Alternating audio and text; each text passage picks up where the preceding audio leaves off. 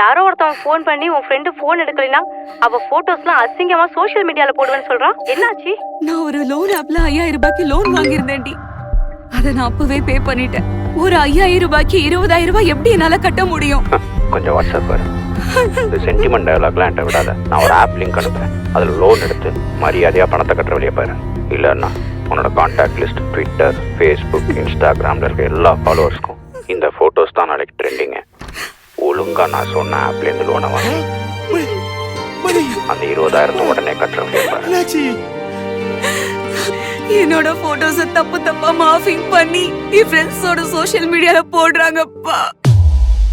RBI approve பண்ணாத எந்த ஒரு லோன் ஆப்லையும் லோன் வாங்க. ஏன்னா நம்ம இன்ட்ரெஸ்ட் பே பண்ணலன்னா, ஒருவேளை நீங்கள் பே பண்ணியிருந்தாலும் நம்ம இன்ஸ்டால் பண்ணும்போது கொடுக்கக்கூடிய அக்சஸ் மூலிமா நம்ம கேலரியில் இருக்கிற நம்ம வீட்டு பெண்களுடைய ஃபோட்டோஸ் வச்சு நம்மளே பிளாக்மெயில் பண்ணுவோம். ஒருவேளை நீங்களோ இல்லை உங்களுக்கு தெரிஞ்சவங்க யாராவது இதனால பாதிக்கப்பட்டிருந்தால் உடனடியாக டோல் ஃப்ரீ நம்பர் 1930 கால் பண்ணி கம்ப்ளைண்ட் ரெஜிஸ்டர் பண்ணுங்க. அல்லது www.cybercrime.gov.in வெப்சைட்ல போய் உங்களோட கம்ப்ளைண்ட்டை ரெஜிஸ்டர் பண்ணலாம். மக்கள் நலம் கருதி வெளியிடுவோர் தமிழ்நாடு இணையவழி குற்றப்பிரிவு.